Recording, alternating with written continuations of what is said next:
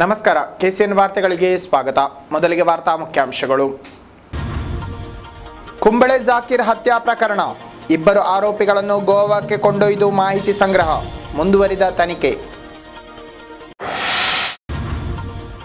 ದೃಶ್ಯವಾಹಿನಿಯ cable ವೈರ್ಗಳನ್ನು ತುಂಡರಿಸುವ ಕಿಡಿಗೇಡಿಗಳ ಕೃತ್ಯ ಪದೇ ಪದೇ ಮರುಕಳಿಕೆ. ಬಂದ್ಯೋಡು ಮುಟ್ಟಂ ಪ್ರದೇಶಗಳಲ್ಲಿ ಕಂಡುಬಂದ ಹೀನ ಕೃತ್ಯ. ತಪ್ಪಿತಸ್ಥರ ವಿರುದ್ಧ ಕಠಿಣ ಕಾನೂನು ಕ್ರಮ ಕೈಗೊಳ್ಳಲು ಸಿಒಎಯ ಕಾಸರಗೋಡು ವಲಯ ಸಮಿತಿ ಆಗ್ರಹ. ಪಾದಚಾರಿಗೆ ಬಸ್ಸುಡಿಕ್ಕಿ, ವ್ಯಕ್ತಿ ಗಂಭೀರ ಜಖಂ. ಮಂಜೇಶ್ವರದ ತೂಮಿನಾಡಿನಲ್ಲಿ ನಡೆದ ಅಪಘಾತ. ಮಂಜೇಶ್ವರದ ಪೊಯ್ಯತ್ತಬೈಲು ಉರೂಸ್ ಸಮಾರಂಭದಲ್ಲಿ ಗುರುವಾರ ರಾತ್ರಿ ಜರುಗಿದ ತಾಜುಲ್ ಉಲಮಾ ಉಳ್ಳಾಲ್ ತಂಗಳ್ ಹಾಗೂ ಮಾಣಿಕೋತ್ ಉಸ್ತಾದ್ರ ಸ್ಮರಣಾ ಕಾರ್ಯಕ್ರಮ. ಹಲವಾರು ಮಂದಿ ಭಾಗಿ. ಈಗ ವಾರ್ತೆಗಳ ವಿವರ. ಕುಂಬಳೆ ನಿವಾಸಿ ಮೊಹಮ್ಮದ್ ಸಾಕಿರ್ ಹತ್ಯಾ ಪ್ರಕರಣದಲ್ಲಿ ಇಬ್ಬರು ಆರೋಪಿಗಳನ್ನು ಗೋವಾಕ್ಕೆ ಕೊಂಡೊಯ್ದು ಮಾಹಿತಿ ಕಲೆ ಹಾಕಲಾಗಿದೆ. ಕುಂಬಳೆ ಕೋಯಿಪಾಡಿಯ ಫಿಶರೀಸ್ ಕಾಲನಿಯ ಉಮ್ಮರ್ ಫಾರೂಕ್ ಹಾಗೂ ಆರಿಕಾಡಿಯ ಸಿದ್ದಿಕ್ ಕಾರ್ಲೆ ಅಲಿಯಾಸ್ ಲೋಹಿ ಸಿದ್ದಿಕ್ನನ್ನು ಪೊಲೀಸರು ಗೋವಾಕ್ಕೆ ಕರೆದೊಯ್ದು ಮಾಹಿತಿ ಕಲೆ ಹಾಕಿದ್ದಾರೆ. ತನಿಖೆ ಮುಂದುವರೆದಿದೆ. ಬಂಧಿತ ಆರೋಪಿಗಳ ಪೈಕಿ ಉಮ್ಮರ್ ಫಾರೂಕ್ ಹಾಗೂ ಸಿದ್ದಿಕ್ ಕಾರ್ಲೆ ಕೃತ್ಯ ನಡೆಸಿ ಗೋವಾಕ್ಕೆ ಪಲಾಯನಗೈದಿದ್ದರು.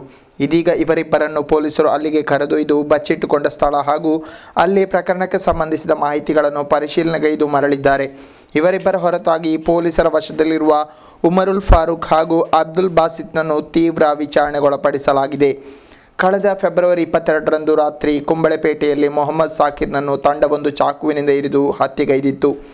ಈ ಸಂಬಂಧ ತನಿಖೆಗಿಳಿದ ಪೊಲೀಸರು ಕುಂಬಳೆ ಕೋಯಿಪಾಡಿ ಪೆರುವಾರ್ ಫಿಶರೀಸ್ ಕಾಲನಿಯ ಉಮ್ಮರ್ ಫಾರೂಕ್, ಸ್ಥಳೀಯ ಬದ್ರಿಯಾ ನಗರದ ಉಮರುಲ್ ಫಾರೂಕ್ ಅಲಿಯಾಸ್ ರಿಯಾಜ್, ದೇವಿನಗರದ ಅಬ್ದುಲ್ ಬಾಸಿತ್ ಅಲಿಯಾಸ್ ಬಾತಿಶಾ ಹಾಗೂ ಆರಿಕಾಡಿಯ ಸಿದ್ದಿಕ್ ಕಾರ್ಲೆ ಅಲಿಯಾಸ್ ಲೋಹಿ ಸಿದ್ದಿಕ್ ಎಂಬ 4 ಬಂಧಿಸಿ ನ್ಯಾಯಾಲಯಕ್ಕೆ ಹಾಜರುಪಡಿಸಿದ್ದರು. ಈ ವೇಳೆ ನ್ಯಾಯಾಲಯ ಆರೋಪಿಗಳಿಗೆ ನ್ಯಾಯಾಂಗ ಬಂಧನ ವಿಧಿಸಿತು. ಈ ಹಿನ್ನೆಲೆಯಲ್ಲಿ ಪ್ರಕರಣದ ಕುರಿತಾಗಿ ಹೆಚ್ಚಿನ ಮಾಹಿತಿ ಹಾಗೂ ಸಾಕ್ಷ್ಯಾಧಾರ ಕಲೆ ಹಾಕಲು ಆರೋಪಿಗಳನ್ನು ತಮ್ಮ ಕಸ್ಟಡಿಗೆ ಬಿಟ್ಟುಕೊಡಬೇಕೆಂದು ಕುಂಬಳೆ ಪೊಲೀಸರು ನ್ಯಾಯಾಲಯಕ್ಕೆ ಮನವಿ ಸಲ್ಲಿಸಿದ್ದರು. ಈ ಹಿನ್ನೆಲೆಯಲ್ಲಿ ಪೊಲೀಸ್ ವಶಕ್ಕೆ ನೀಡಿ ನ್ಯಾಯಾಲಯ ಆದೇಶ ಹೊರಡಿಸಿತ್ತು. ಆದುದರಿಂದ ಚಾಕು ಪತ್ತೆ ಹಚ್ಚೆಗೆ ಶೋಧ ಕಾರ್ಯ ಮುಂದುವರೆದಿದೆ. ಕುಂಬಳೆಯಲ್ಲಿ ನಡೆದ ಫುಟ್ಬಾಲ್ ಪಂದ್ಯಾಟದಲ್ಲಿ 2 ಗುಂಪುಗಳ ಮಧ್ಯೆ ಉಂಟಾದ ವಾಗ್ವಾದವೇ ಕೃತ್ಯಕ್ಕೆ ಕಾರಣವೆಂದು ಪ್ರಾಥಮಿಕ ತನಿಖೆಯಲ್ಲಿ ಅಧಿಕಾರಿಗಳಿಗೆ ತಿಳಿದು ಬಂದಿತ್ತು.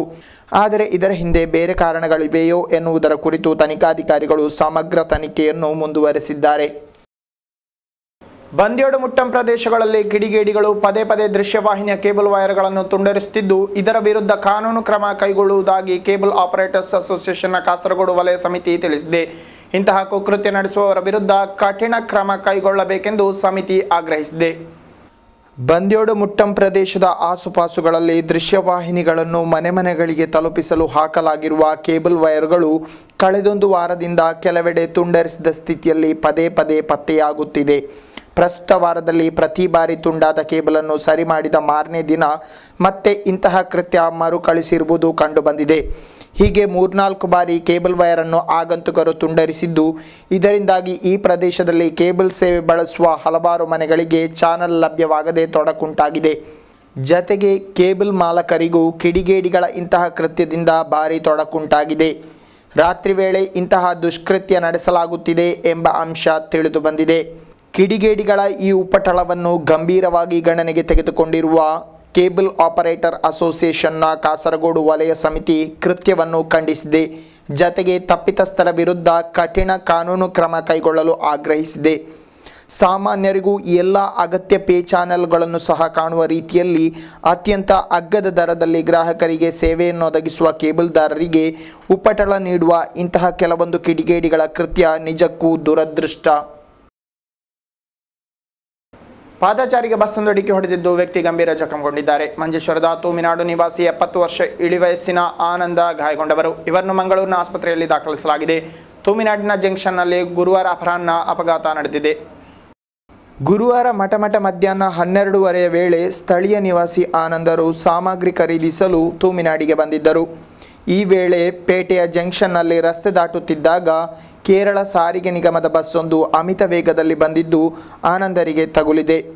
ಇದರಿಂದ ತಲೆಗೆ ಗಂಭೀರ ಗಾಯಗೊಂಡ ಆನಂದರನ್ನು ಸ್ಥಳೀಯರು ತಕ್ಷಣ ಮಂಗಳೂರಿನ ಆಸ್ಪತ್ರೆಗೆ ದಾಖಲಿಸಿದ್ದಾರೆ. ಸ್ಥಳಕ್ಕೆ ಪೊಲೀಸರು ದೌಡಾಯಿಸಿದ್ದು ಮಾಹಿತಿ ಸಂಗ್ರಹಿಸಿದ್ದಾರೆ. ಬಸ್ಸುಗಳ ನಡುವಿನ ಪೈಪೋಟಿಯಿಂದಾಗಿ ಮಿತಿಯಿಲ್ಲದೆ ವೇಗವಾಗಿ ಸಂಚರಿಸುವುದೇ ಇಂತಹ ಘಟನೆಗೆ ಕಾರಣವೆಂದು ನಾಗರಿಕರು ದೂರಿದ್ದಾರೆ. ಮಂಜೇಶ್ವರದ ಪೊಯ್ಯತಬೈಲ್ ಉರುಸ್ ಸಮಾರಂಭದಲ್ಲಿ ಗೌರವಾನ್ವಿತರನ್ನು ಸನ್ಮಾನಿಸಲಾಯಿತು. ಧಾರ್ಮಿಕ ಹಾಗೂ ಸಾಮಾಜಿಕ ಕ್ಷೇತ್ರಗಳಲ್ಲಿ ವಿಶಿಷ್ಟ ಸಾಧನೆಗೈದ ವ್ಯಕ್ತಿಗಳನ್ನು ಅಭಿನಂದಿಸಲಾಯಿತು. ಬುಧವಾರ ರಾತ್ರಿ ಜರುಗಿದ ಸನ್ಮಾನ ಸಮಾರಂಭದಲ್ಲಿ ಹಲವಾರು ಮಂದಿ ಭಾಗವಹಿಸಿದ್ದರು. ಭಾನುವಾರ ಉರುಸ್ ಕಾರ್ಯಕ್ರಮ ಮುಕ್ತಾಯಗೊಳ್ಳಲಿದೆ. ಬಿವಿ ದರ್ಗಾ ಶರೀಫ್ ಉರುಸ್ ಕಾರ್ಯಕ್ರಮದ ಅಂಗವಾಗಿ ಬುಧವಾರ ರಾತ್ರಿ ಸನ್ಮಾನ ಸಮಾರಂಭ ಆಯೋಜಿಸಲಾಗಿತ್ತು. ಜಮಾತ್ ಅಧ್ಯಕ್ಷ ಅಹಮ್ಮದ್ ಕುಂಞಿ ಅವರ ಅಧ್ಯಕ್ಷತೆಯಲ್ಲಿ ಜರುಗಿದ ಸಮಾರಂಭವನ್ನು ಕಾಜಿ ಎಂ ಆಲಿ ಕುಂಞಿ ಮುಸ್ಲಿಯಾರ್ ಉದ್ಘಾಟಿಸಿದರು.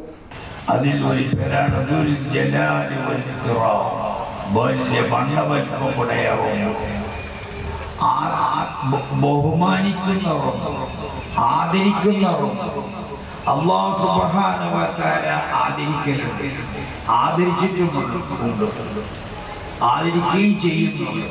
അപ്പോൾ ആദരിക്കുക എന്നുള്ളത് വലിയ ഒരു നല്ല കാര്യമാണ്.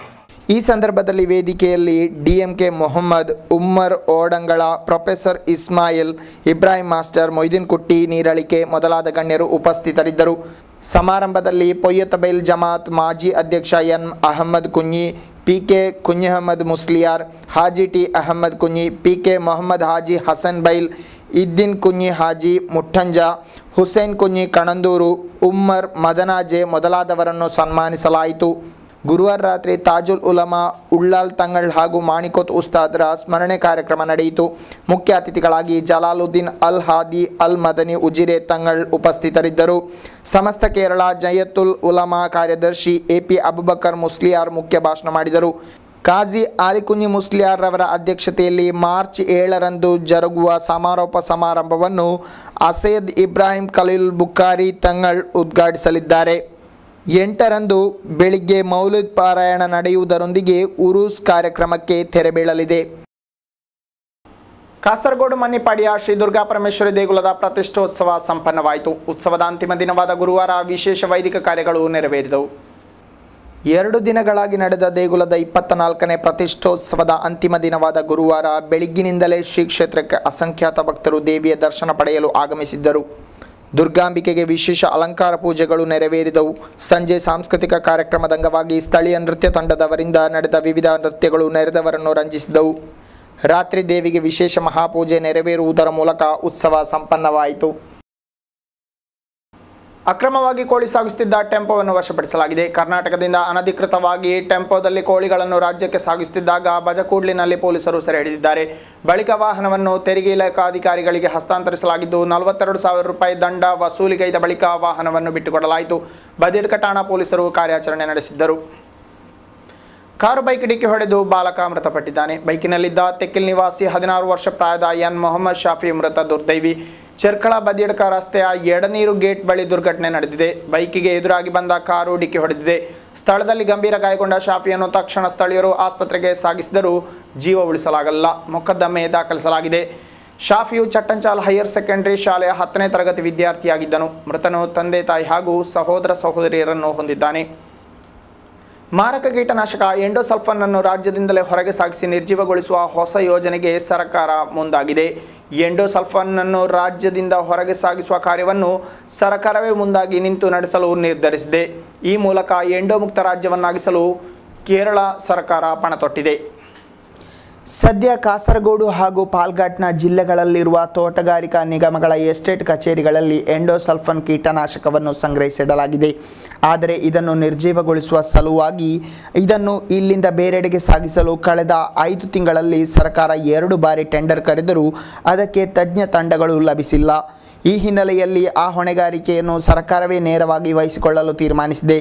ಬಾಕಿ ಉಳಿದುಕೊಂಡಿರುವ ಎಂಡೋಸಲ್ಫನ್ನನ್ನು ವೈಜ್ಞಾನಿಕ ರೀತಿಯಲ್ಲಿ ನಿರ್ಜೀವಗೊಳಿಸಿ ಅದನ್ನು ಬೇರೆಡೆಗೆ ಸಾಗಿಸುವ ಯೋಜನೆಯನ್ನು ಕಳೆದ ಡಿಸೆಂಬರ್ 12ರೊಳಗಾಗಿ ಪೂರ್ತೀಕರಿಸಲು ಸರ್ಕಾರ ನಿರ್ಧರಿಸಿತು. ಕಾರಣಾಂತರಗಳಿಂದ ಅದು ಸಾಕಾರಗೊಳ್ಳದೆ ಇನ್ನೂ ಅದೇ ರೀತಿ ಉಳಿದುಕೊಂಡಿದೆ. ಈಗ ಈ ಯತ್ನಕ್ಕೆ ಮರುಚಾಲನೆಯನ್ನು ಸರ್ಕಾರ ನೀಡಿದೆ. ಕಾಸರಗೋಡು ಜಿಲ್ಲೆಯ ತೋಟಗಾರಿಕಾ ಇಲಾಖೆಗೆ ಸೇರಿದ ಪೆರಿಯ, ರಾಜಪುರಂ ಹಾಗೂ ಚೀಮೇನಿ ಎಸ್ಟೇಟ್ಗಳಲ್ಲಾಗಿ ಒಟ್ಟು 1600 ಲೀಟರ್ ಎಂಡೋಸಲ್ಫನ್ ಉಳಿದುಕೊಂಡಿದೆ. 2012ರಲ್ಲಿ ವಿಶೇಷ ಬ್ಯಾರಲ್ಗಳಲ್ಲಿ ತುಂಬಿಸಿಡಲಾಗಿತ್ತು. ಅದೇ ರೀತಿ ಪಾಲ್ಘಾಟ್ ಜಿಲ್ಲೆಯಲ್ಲೂ ಹಲವು ಎಸ್ಟೇಟ್ಗಳಲ್ಲಿ ಎಂಡೋಸಲ್ಫನ್ ಉಳಿದುಕೊಂಡಿದೆ. ಹೀಗೆ ಒಟ್ಟಾರೆಯಾಗಿ ಕೇರಳದಲ್ಲಿ 1904 ಲೀಟರ್ ಎಂಡೋಸಲ್ಫಾನ್ ಬಾಕಿ ಇದ್ದು ಅದನ್ನು ಇಲ್ಲಿಂದ ಹೊರಗೆ ಸಾಗಿಸಿ ಅದನ್ನು ವೈಜ್ಞಾನಿಕ ರೀತಿಯಲ್ಲಿ ನಿರ್ಜೀವಗೊಳಿಸುವ ಯತ್ನ ನಡೆಸಲಾಗುತ್ತದೆ. ಕಳ್ಳತನ ಪ್ರಕರಣದಲ್ಲಿ ಆರೋಪಿಗೆ ಕಠಿಣ ಸಜೆ ಹಾಗೂ ಜುಲ್ಮಾನೆ ವಿಧಿಸಿ ಕೋರ್ಟ್ ತೀರ್ಪು ನೀಡಿದೆ. ಕೂಡ್ಲು ಚೌಕಿಯ ಕೆಕೆಪುರ ಎಂಬಲ್ನ ನಿವಾಸಿ 22 ವರ್ಷ ಪ್ರಾಯದ ಅಬ್ದುಲ್ ಲತೀಫ್ ಶಿಕ್ಷೆಗೊಳಗಾದ ಆತ. ಈತನಿಗೆ 2 ವರ್ಷ ಕಠಿಣ ಸಜೆ ಹಾಗೂ ₹1000 ಜುಲ್ಮಾನೆ ವಿಧಿಸಲಾಗಿದೆ. ಇನ್ನೊಂದು ಸೆಕ್ಷನ್ನಲ್ಲಿ 6 ತಿಂಗಳ ಸಜೆ ಹಾಗೂ ₹1000 ಜುಲ್ಮಾನೆ ನೀಡಲಾಗಿದೆ. ಶಿಕ್ಷೆಯನ್ನು ಒಟ್ಟಿಗೆ ಅನುಭವಿಸಿದರೆ ಸಾಕೆಂದು ಜುಲ್ಮಾನೆ ಪಾವತಿಸದಿದ್ದಲ್ಲಿ ಆರೋಪಿ 6 ತಿಂಗಳ ಹೆಚ್ಚುವರಿ ಸಜೆ ಅನುಭವಿಸಬೇಕೆಂದು ಸ್ಪಷ್ಟಪಡಿಸಲಾಗಿದೆ. 2011 ಜನವರಿ 9ರಂದು ನಗರದ ಕೋಟಕಣಿ ಶಿವಶಂಕರ ಎಂಬವರ ಮನೆಯಲ್ಲಿ ಕಳ್ಳತನ ನಡೆದಿತ್ತು. ಈ ಸಂಬಂಧ ತನಿಖೆ ಕೈಗೊಂಡ ಪೊಲೀಸರು ಅಬ್ದುಲ್ ಲತೀಫನನ್ನು ಬಂಧಿಸಿದ್ದರು.